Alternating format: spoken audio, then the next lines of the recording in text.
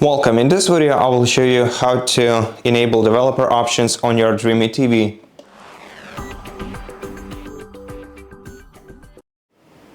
First of all, we're going to have to press the gear button on the remote control to open Quick Settings menu, then select gear icon on the screen to open all settings.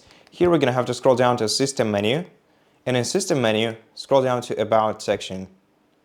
Here in the About section, we're going to have to select Android TV OS build option and click OK 7 times on our remote control until we see you are now a developer notification. Then go back to System menu and scroll a bit down to find developer options. And here you can use your developer options, all that are available for your TV. To disable them, just switch this toggle to the left. And that's it. Thank you for watching this video. If you liked it, please consider subscribing to our channel, leave us a like and a comment below. And I'll see you in the next one.